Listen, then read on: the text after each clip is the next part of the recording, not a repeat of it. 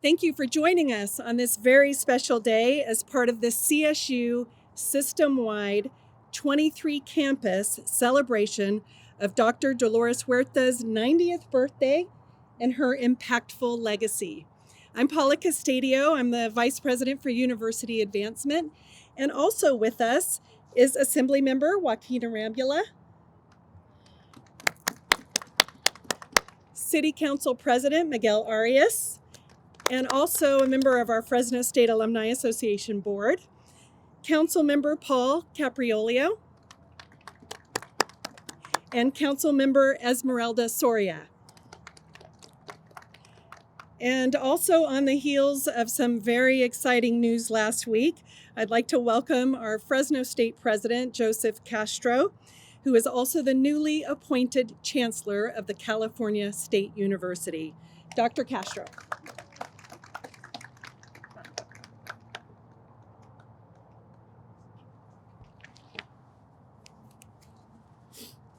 Good morning, everyone. Welcome. Thank you, Paula. And I have to say, it's so nice to see friends here today and on such a special occasion. I'm excited today to be able to celebrate the far-reaching legacy of the distinguished Dr. Dolores Huerta. And we respect her with that title because she has been awarded the honorary doctorate from the CSU. And participating in today's event will be one of the most meaningful for me in these final months as president of Fresno State. In our beautiful Peace Garden, which was founded 30 years ago, I find it remarkable that even thousands of miles away from India, where Mahatma Gandhi lived, our region, our valley, has continued the legacy of Gandhi's teachings of nonviolence with visionary leaders from Dr. Huerta to Cesar Chavez and many others.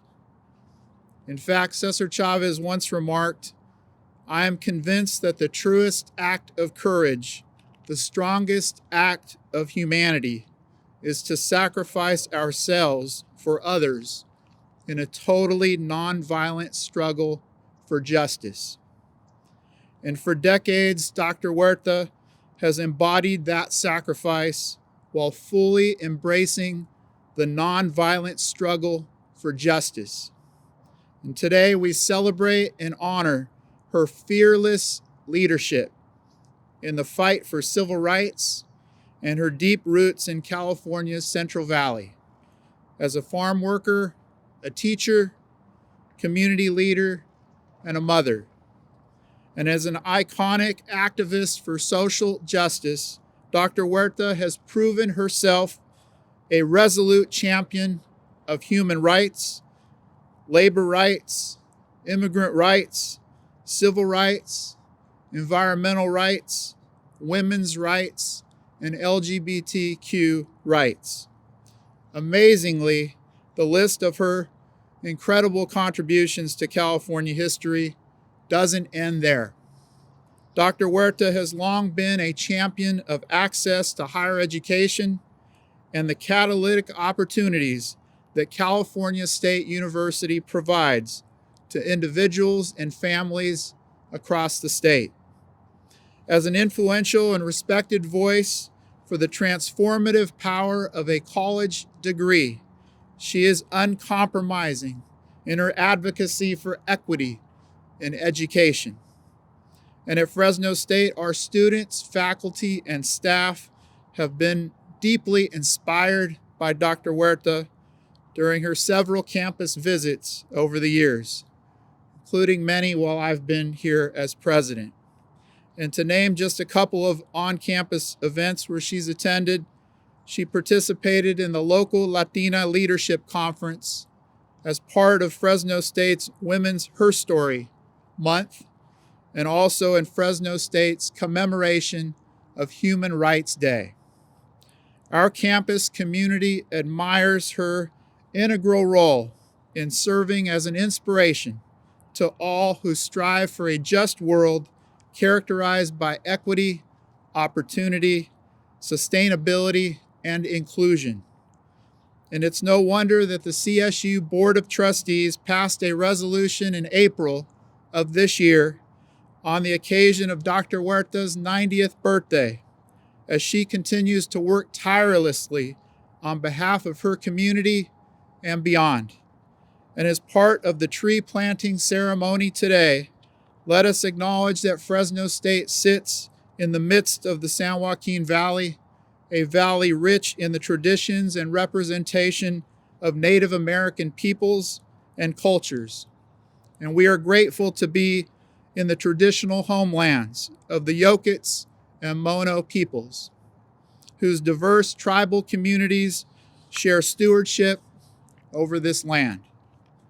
And by planting a tree today, rooted in the same earth tended by many thousands of California farm workers, including Dr. Huerta herself, we are proud to commemorate and honor her lifelong work in service to California and Californians. And now it is my great honor to introduce Dr. Dolores Huerta as we convey our collective and heartfelt gratitude and appreciation for her momentous and enduring life's work. Welcome, Dr. Huerta.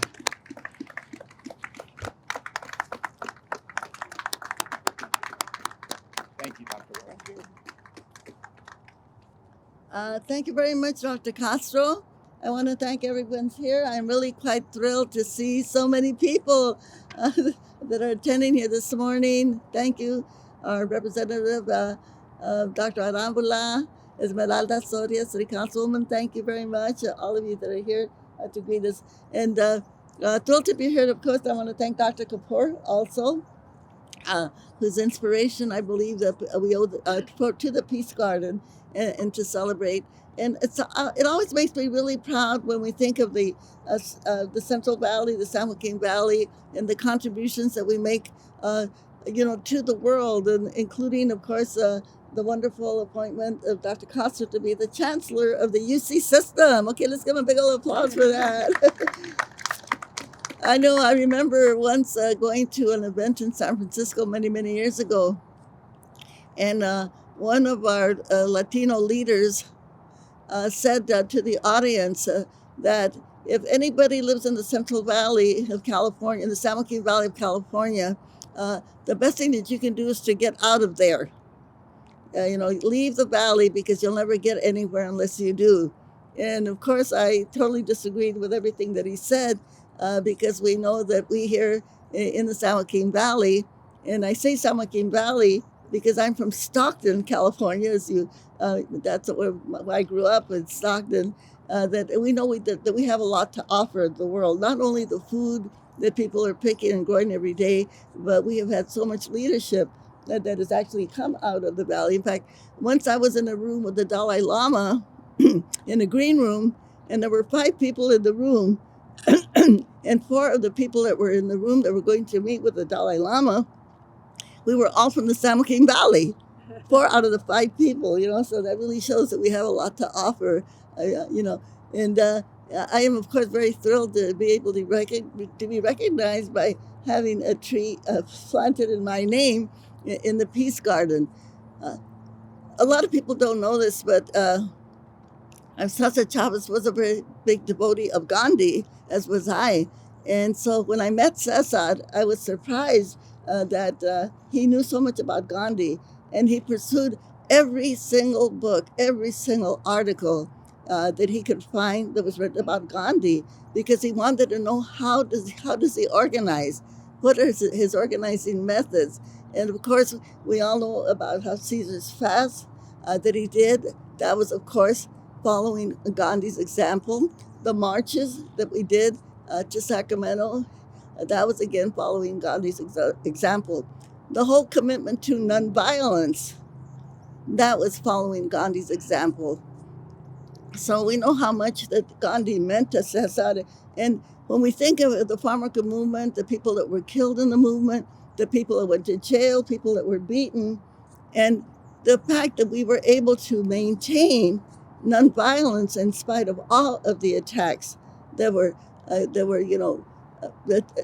were vetted against the farmer movement. So it was because of Gandhi and the principles of his life that we tried to live. The other kind of a fun fact that people don't know this, but as I mentioned, that I grew up in Stockton, California, and the first Hindu temple in the United States of America was in Stockton, you know. And in fact, we used to pass it when we used to go swimming during the summer. We would go by that temple. And I've heard from others that they actually had meetings in that temple to discuss the independence of India. Who knew? Again, the San Joaquin Valley, right? Right there, right here in our territory, in our land. So I am just thrilled to have this tree planted, and I want to thank everybody for that. I also just want to and thank you also. The labor movement is present in the House also, so thank you. But it's really important, I think, that we continue to kind of spread the word of nonviolence. It's so important, especially right now in these critical times that we are living. And when we see so many people, some people are calling out actually, and they are trying to encourage people to use violence. So it's important, I think, that we all do whatever we can. Yes, we want people to march, we want people to protest, but we do have to denounce any kind of violence. And because we know what that leads to, and continue the march for racial justice.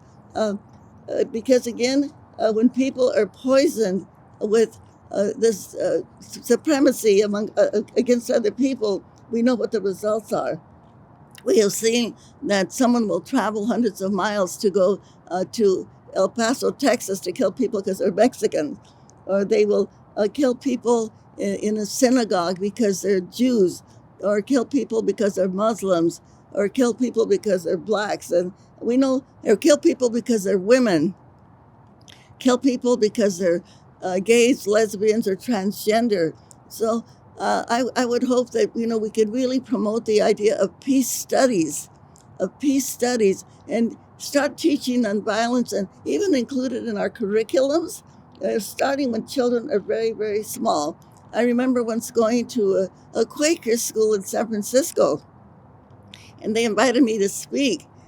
And when I saw the audience, I was shocked because they were children in the first and second grade. Children in the first and second grade. And what was the topic?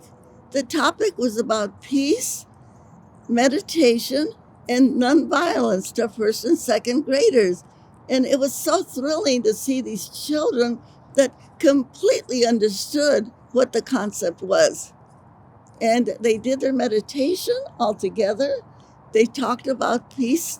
And I thought, well, these little children in the first and second grade could understand and practice the whole philosophy and practice of nonviolence. My goodness, I think that the rest of us can do the same, And so we should really make this an effort to make this happen. And I think it can come right here, coming out of Fresno State College here.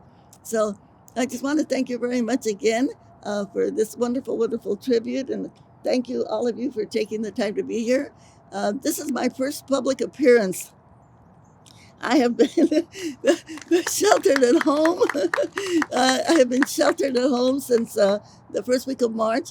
The last public appearance that I had, I would like to share it with you, was with Nancy Pelosi in Washington, D.C. And there we were actually celebrating women's suffrage, and we had a wonderful, wonderful celebration. And of course, coming from Washington, D.C., back to Bakersfield, California, and I have been pretty much sheltered ever since then. I haven't even gone shopping to a single grocery store because my kids have done the shopping for me. And so I really want to thank you, and thank you very much. And by the way, I'm accompanied by my son, Emilio Huerta. He's here, so there he is. That's my son, Emilio Huerta, who is here with me. So really, and actually on behalf of my foundation, also the Dolores Huerta Foundation, We continue to organize, and of course, one of our principles that we have is nonviolence. We've been recently been working on the census. We actually have people canvassing door to door, but they've got their shields, they've got their masks, and trying to bring in those people that haven't yet participated in the census. We have also given out close to $300,000 in relief to people that were not able to get relief from other places, especially if they're undocumented. Of course, we're getting ready to start working on getting out the vote, and of course, working on Proposition 15. And so I want to use my time here to just say to everybody, please help us to pass Proposition 15, because it'll bring in $12 billion into our school systems, okay? And don't believe the lies. It doesn't affect homeowners, and it doesn't affect any small businesses. So, again, I want to thank you very much for doing this. Y muchas gracias, y sí se puede. Thank you very much. Thank you.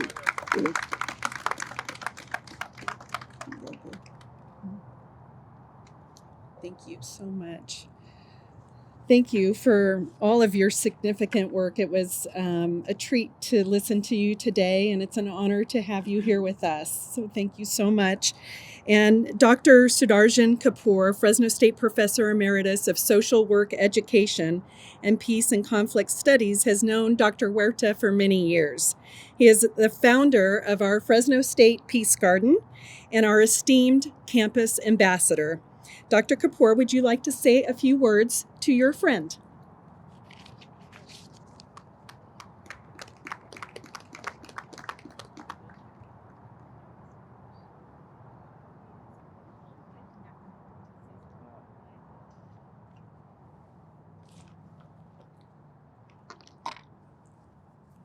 I'm not used to this thing. I'm a people person, so not used to all these kind of gadgets like that. What to say and what not to say, very difficult decision. First of all, I know Dr. Castro used the word Dr. Dolores Huerta. That's a beautiful title. I always love to call her Sister Dolores Huerta, because I have known Dolores for quite some time. And also the person that she worked with, Cesar Chavez. I had felt very blessed in my life. I did not have the opportunity to meet Gandhi, but I always felt that I met Gandhi through Cesar Chavez and Dolores Huerta,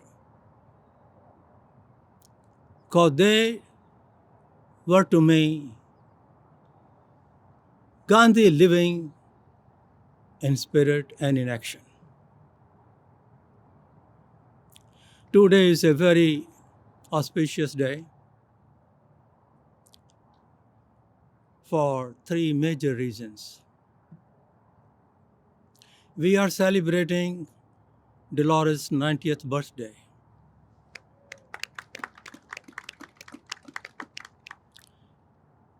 And planting a peace tree in her honor in the Peace Garden. A very historical event in the life of Peace Garden. I have been here for quite some time, closer to 53, 54 years on this campus. Have been serving this university that long. I feel very blessed, very blessed. So that is one thing. It is auspicious because of Dolores' 90th birthday and recognition of her by planting a peace tree.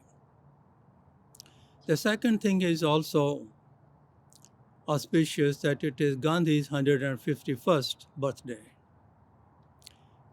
We just finished celebrating Gandhi's 150th anniversary on this campus and throughout the world. We had a number of events on this campus paying tributes to Gandhi and his teachings. And the third important thing to make this day is auspicious day is it is the beginning of 30th anniversary of the Peace Garden.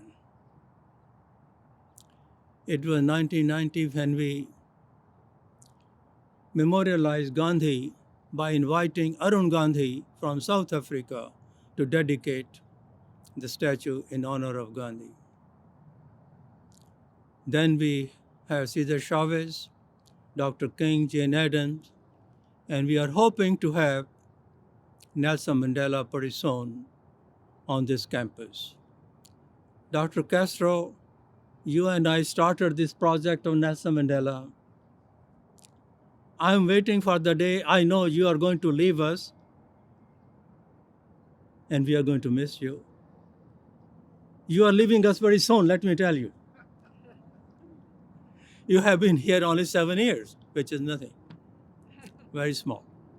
I served here 6 presidents and there have been 8 of them. So I felt very honored like that. But now we are happy that we will have somebody in the Chancellor's office, because that's quite a place to find your way around.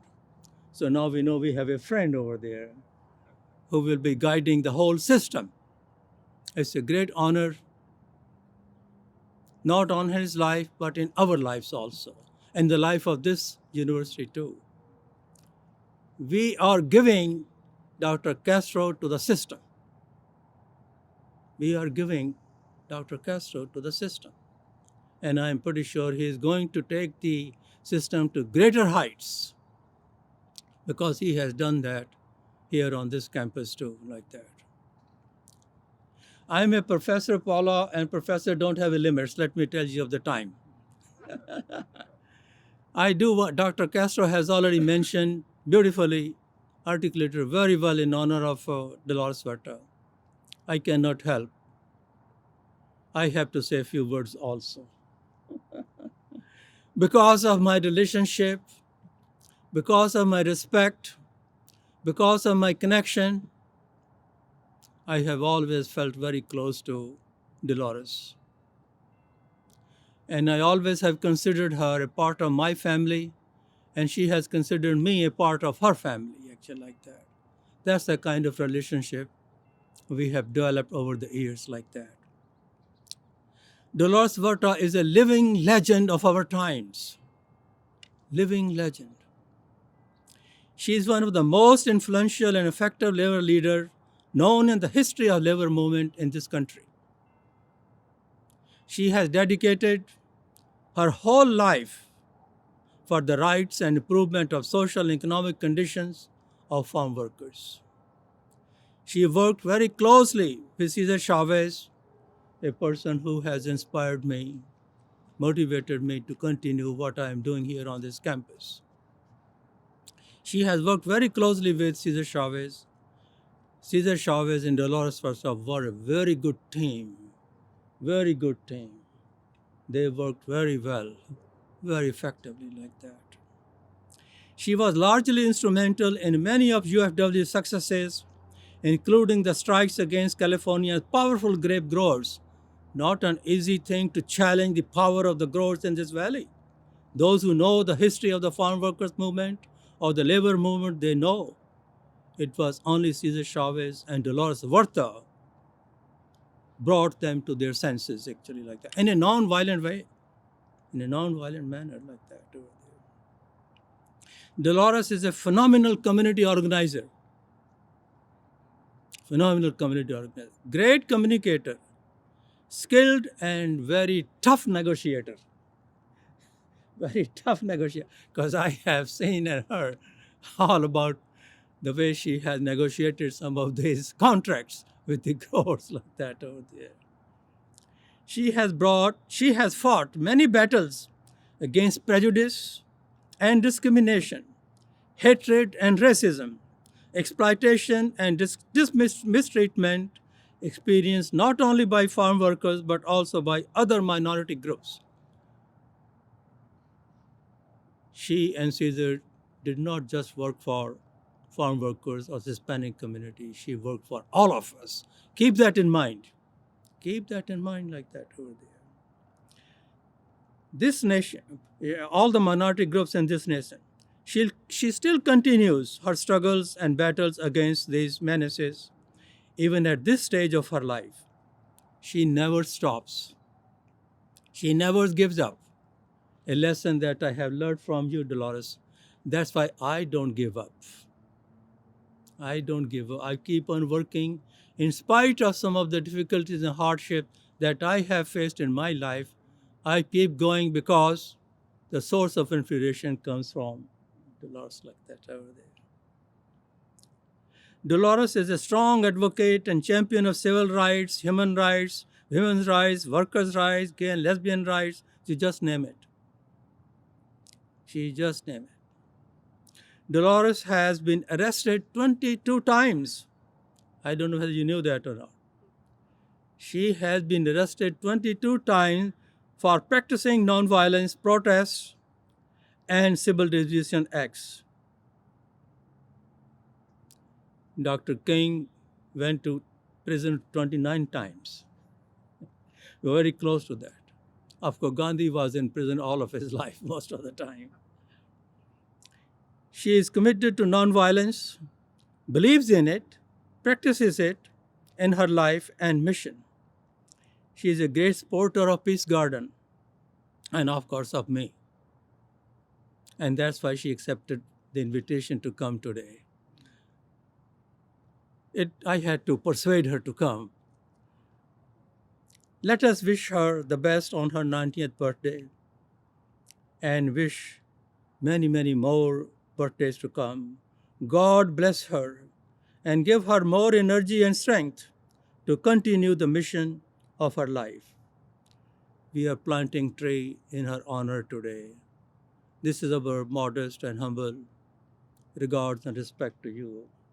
I'm pretty sure this peace tree will grow and will provide shade and protection to many future generations. And we planted it so close to Cesar Chavez so that we have this closeness because they work very closely like that over there. Thank you, Dolores. Our salute to you. Thank you, Dr. Kapoor. I always enjoy listening to you because you speak from your heart. We are going to begin our tree planting ceremony to pay tribute to Dr. Huerta. We are planting a ginkgo tree in honor of her in our beautiful Peace Garden, and we're going to start off the ceremony with President Castro.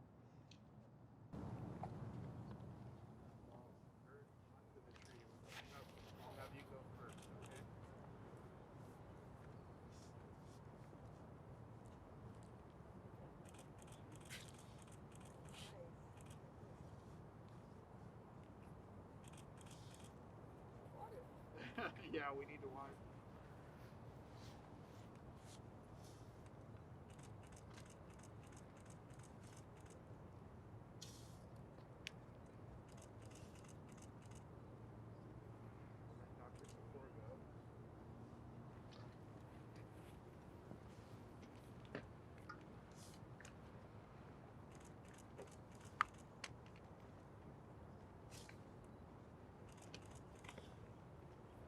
I'm going to do it 3 times. But 3 times doing is a very auspicious and spiritual thing in my culture and religion.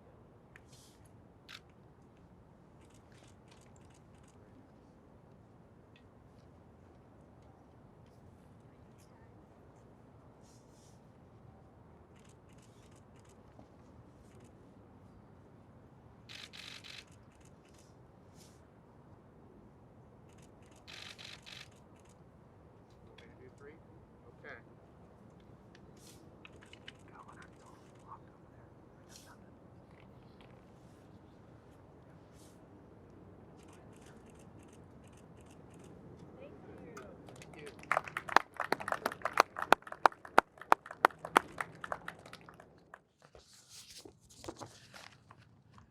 Thank you again, Dr. Huerta, for being here today. And thank you, Dr. Kapoor, for your inspirational words. We're going to transition to our Peace Garden celebration. And as you know, the concept for a peace garden at Fresno State began in 1990 when a bronze memorial was dedicated for Mahatma Gandhi, a prophet of nonviolence and father of the 20th century human rights movement. The Peace Garden stands as an inspiration and tribute to lives devoted to peace and activism. And here today, we have a copy of the university's proclamation in honor of the 30th anniversary of our Peace Garden. And I encourage you all to read it after the ceremony. But I want to share a few highlights from the proclamation. Each member of our community is asked to make a difference in the moral and social climate by participating in efforts to reduce hate violence and build a culture of peace throughout the year. We will work together to form a stronger community, to promote dignity for ourselves and others, and to act responsibly with a commitment to uphold peace, equality, and justice for all. And I hereby proclaim today, October 2nd, 2020, as Stop the Hate, Stop the Violence, Build a Culture of Peace Commemoration Day. Councilman Capriolio, my friend, could you come up and read aloud the City of Fresno's proclamation? Thank you. My friend. Thank you. Thank you. You're welcome. Good morning, everyone. I'm Paul Capriolio. I'm the Vice President of Fresno City Council, and I am a graduate of Fresno State. I'm proud to say my daughter is in the master's program at Fresno State after graduating from Fresno State. So we've been bulldogs for generations. On behalf of Dr. Castro, thank you. My office has prepared this proclamation, and rather than read the entire proclamation to you, I'd like to reference a couple of highlights. And this proclamation recites many whereases because there's so many to address the Peace Garden here and Dr. Huerta. So 2 paragraphs, if I may. Whereas to commemorate Peace Day, Fresno State is planting a peace tree on October 2nd, 2020, in recognition of Dolores Huerta's 90th birthday. By the way, my mother is 93, so I appreciate that very much. Dolores Huerta, president of the Dolores Huerta Foundation, and recipient, listen to this is incredible, recipient of the Medal of Freedom Award from President Barack Obama, and the Eleanor D. Roosevelt Human Rights Award from President William J. Clinton. She is an iconic trailblazer and a tireless defender of farm workers' rights, human rights, justice, and gender equality. And whereas we will all work together to celebrate community and our participation in it, we will act responsibly and will make a commitment to uphold peace, equality, and justice for all. Finally, now, therefore, be it resolved that the members of the Fresno City Council do hereby recognize the special event and celebration of this anniversary and this peace tree planting. Be it further resolved that we, the members of the Fresno City Council, do hereby proclaim on Friday, October 2nd, 2020, to be the 151st anniversary of Peace Day at Fresno State. We also recognize and proclaim today, October 2nd, 2020, as Dr. Dolores Huerta Day in the entire city of Fresno. Congratulations. You're welcome. Thank you. Thank you very much. Thank you so much. That's exciting. In celebration of our Peace Garden's 30th anniversary and Mahatma Gandhi's 151st birthday, our students will approach the podium to share a quote from each peacemaker in our Peace Garden. As the quote is shared, a member of the audience will place flowers at each peacemaker's memorial. So let's begin with our student, David Horwitz.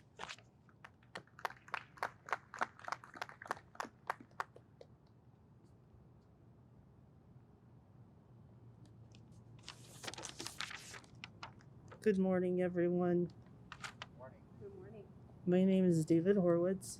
Actually, that was just said. You go closer to the phone and I will move it forward. Thank you, Dr. Kapoor. Yes.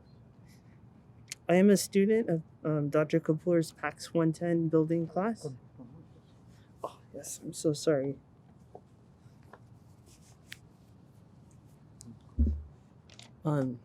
I am a student of Dr. Kapoor's class for peace building. I grew up here in Fresno.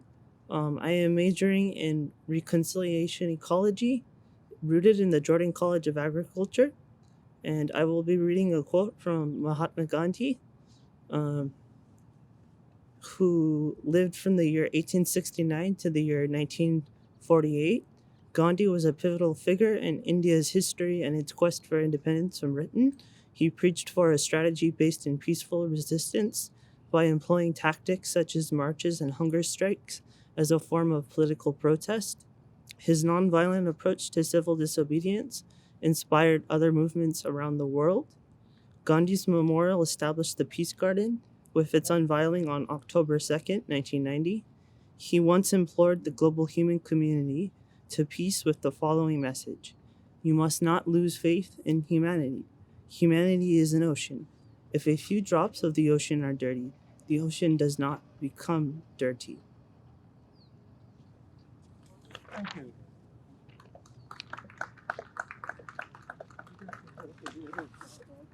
This part of the ceremony, we're asking that you stay in your seats and just pivot in your chair, and you'll be able to see them place the flowers at each one of the monuments. And each student will come up and introduce you to each one of the peacemakers. Okay, you're welcome to stand if you like. That's fine too. But stay with us here if you could. And then afterward, feel free to take a tour of the Peace Garden and see everything up close and personal. Okay, so at this point, let us bring forward Joey Ruiz.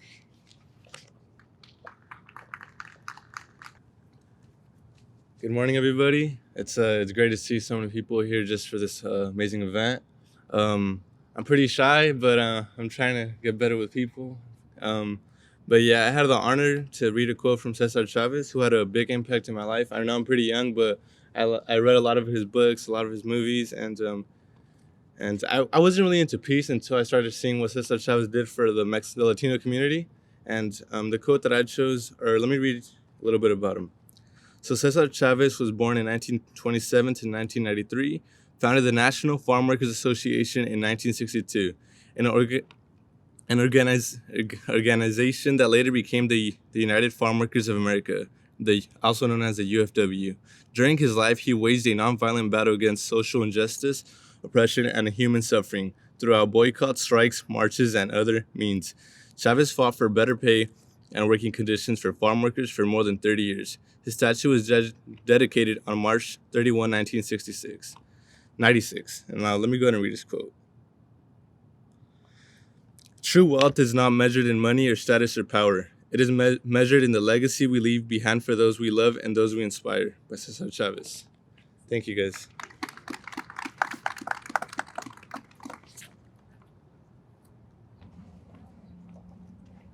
Good morning, everyone. It's great to be here with you all. Thank you for the invitation. My name is Jennifer Riojas, a fellow student from Dr. Kapoor's Peace Building class. I am from Clovis, California, studying English education here at Fresno State. I will be presenting Dr. Martin Luther King Jr. for you all today.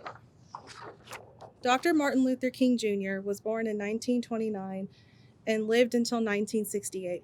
He was a leader in the civil rights movement of the 1950s and 1960s.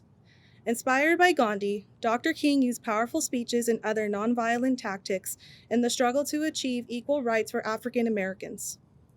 He is portrayed in his ministerial robes holding a child to symbolize innocence and concern for future generations.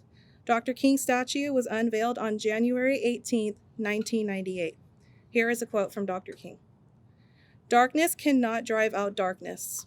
Only light can do that. Hate cannot drive out hate. Only love can do that. Thank you all.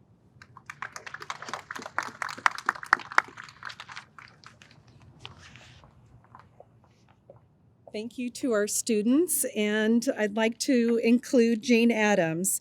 From 1860 to 1935, she lived and worked as a social reformer, writer, and international peace advocate. She was co-founder of the Social Settlement Whole House in Chicago and was also the first president of the Women's International League for Peace and Freedom. In 1931, she became the first woman to receive the Nobel Peace Prize. Her statue was dedicated on April 6, 2006. To quote Jane Addams, "True peace is not merely the absence of war, it is the presence of justice." That concludes our 30th anniversary celebration. Thank you so much for attending. I invite you to enjoy our Fresno State Peace Garden today and any day that you would wish to join us back here on our beautiful campus. Everybody have a great weekend ahead. Thank you.